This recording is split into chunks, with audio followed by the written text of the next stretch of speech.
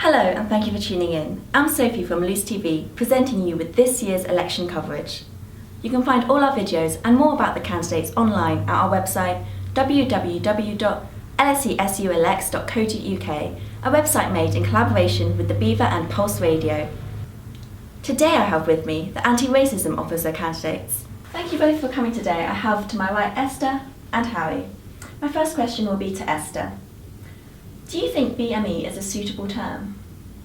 I actually think it's quite a hard thing to put a term on what we're doing as anti-racism officers, and BME is probably not the right way to put it. But unfortunately, we have no choice. So yeah, I think it's the only way to put it. And thank you. And Harry? I believe there's an important reason for the term BME. The word black, so BME, black and minority ethnic.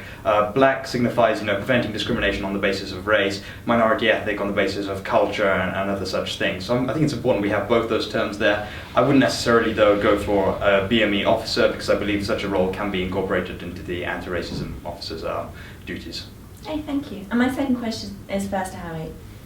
Do you think there is a problem within the AU and societies with segregation?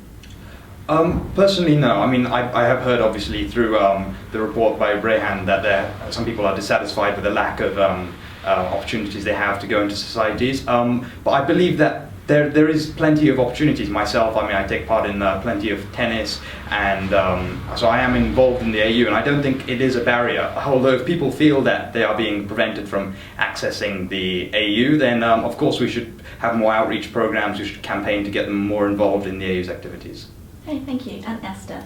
I do think that there's a problem with the way the AU and some societies work, and the way that integration works with a lot of alcohol, which obviously excludes all students who don't drink alcohol, and that's religious minorities such as the Muslims who just can't take part in a lot of AU activities.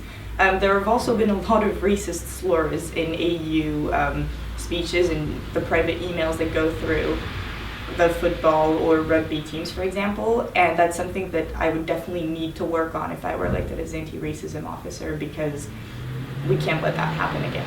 Thank you. And on the flip side, do you think there's a problem of self-segregation within the nation and cultural societies? Starting with you, Esther. Yeah, I definitely think so. I think we've seen very little intercultural exchanges going on in the past few years. That's something that I really want to work on, maybe revive the LSE Community Festival, which did a lot to fight against self-segregation. But it does make sense in a way that students would like to keep within their own community. But if we want to achieve an open LSE community, then we definitely need to get people to cooperate with each other. Okay, thank you. And Harry? Yeah, I believe the best way to reduce tensions on campus is to get cultural and national societies to open up to people who aren't their members, to get other people to experience things from their perspective, and hopefully this sharing of experience will do a great deal to reduce conflict on campus. And I also believe that through supporting the tandem language sharing scheme, where people get to swap languages between themselves, we can support the diversity that is a huge part of LSE. Hey, thank you both. My fourth question is, how will you promote engagement? Harry?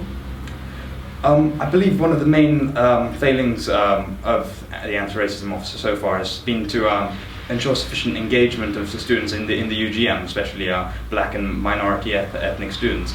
And so we need to particularly target these students and be aware of what their issues are, and this could come through dealing directly with societies and their members and finding out what they think and where have we failed so far to represent their members' issues.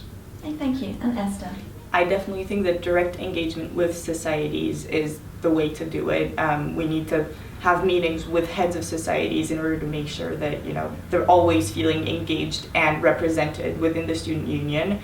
As I said, intercultural events would definitely help towards making students feel like they have a part to play in this, because whenever you start creating links between people who didn't think they would create links before, then they start getting more engaged into whatever they're doing, and they start working with others more, and that's definitely something that we need to see. Hey, thank you. And my fifth question is, how will you address intersectionality? Esther, if we start with you.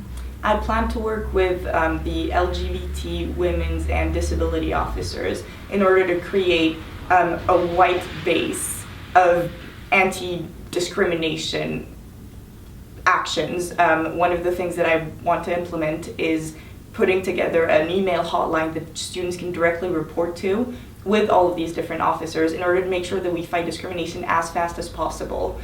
We definitely need to work with all sections of the student union because, as I said, discrimination is something that occurs university-wide and we can't overlook anything. So working with the AU as much as with RAG is something that I would definitely do.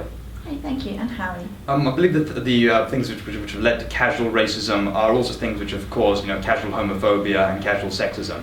And these are things which we can work with the other liberation officers to ensure a coherent line that we cannot tolerate, casual abuse and phrases being thrown around. Even though the people throwing them around may not realize their harmful nature, it is still just as bad as institutional discrimination. And this accumulation of casual racism can lead to such institutional discrimination. Thank you. My final question to you both is, if you could only work on one issue or one of your key points from your manifesto, which one would you choose? Harry? For me, it would be definitely about more integration between cultural and national societies. I believe so far the anti-racism officers in the past have done a great deal of work in supporting, prevention of racism, but they haven't really tackled the real causes of racism, which is the lack of understanding between different cultures. And if we can get more members to definitely share their experiences of being from different cultural and religious backgrounds, this would really help the relations on campus. Thank you. And Esther? I would definitely focus on putting up the email hotline that I was talking about because I feel like getting students engaged on a personal level is what will create an LSE community. As far as you get students to feel like they have to help and that they want to step up, then you can definitely work on any issue that has anything to do with discrimination. Okay. Thank you both for coming today. Unfortunately, Samiha wasn't able to make it, but you can find her manifesto online. Good luck with your campaigns. Thank you.